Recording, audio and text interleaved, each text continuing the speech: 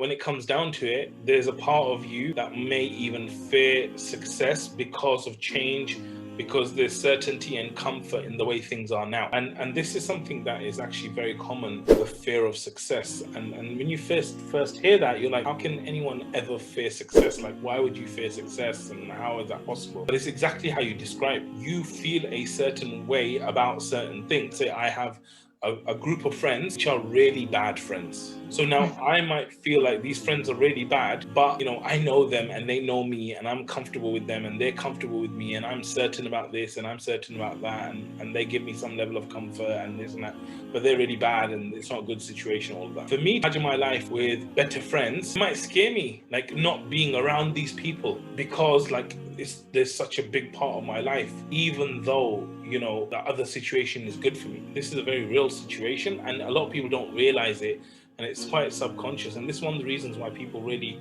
struggle kind of make that change. As they say, the devil is in the detail. What I would do is, one of the big things about fear, and fear is one of the modules that I'm actually working on now, it's going to be really important, inshallah, is that when it comes to fear, one of the reasons why fear works is because it's undefined. It's undefined and it's not categorized.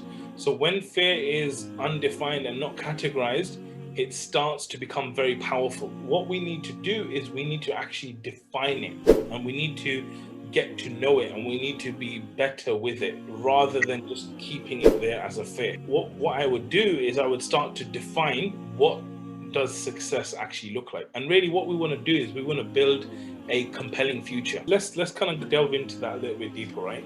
Why do you need to stay the same?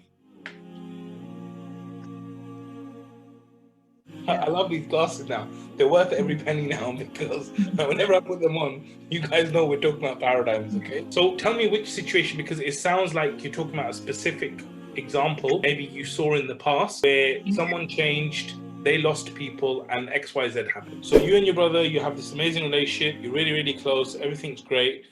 Then this woman enters your brother's life, they get married, and your relationship changes. So you kind of felt a sense of loss, I guess. And then that obviously affects your future now, because you made certain decisions based upon that. So now we have a bit of an equation, right? And this equation that you have now is, if I change, I will lose. So let's take this as an example. This is a good example, right?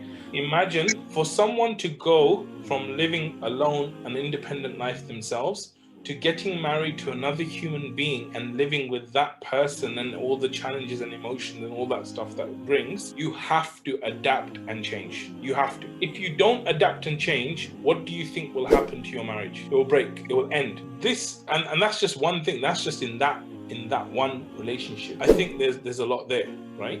So this is a serious thing. I think what you need to realize is that this equation is something that you've kind of adopted, but there's no real need for it. And this is what most people do, by the way, not just you, me, I do this, everyone else on the call does this. Instead of going and hitting it on the head and talking about it, we do not talk about it. We pretend like everything's okay and everything's normal, when deep down it's definitely not that. It doesn't improve the relationship. It's that you need to have a conversation with them about it. Like when I have that conversation with this person, get a really good time to talk and sit down and say, look, something I really want to talk to you about. It's just our relationship. And I know it's weird. I know it's weird me talking about it. I know I've never talked about it, but I just want to apologize, because when I've been thinking about things and I've been looking back at things, and you can even blame the course, right? Blame the program. I'm doing this program, and through the program, I've realized and I've learned that, the way we were before, like our relationship's not the same. And I realized that a lot of that, I kind of blamed you for it. And I realized that, it's very natural for you to change. And my commitment now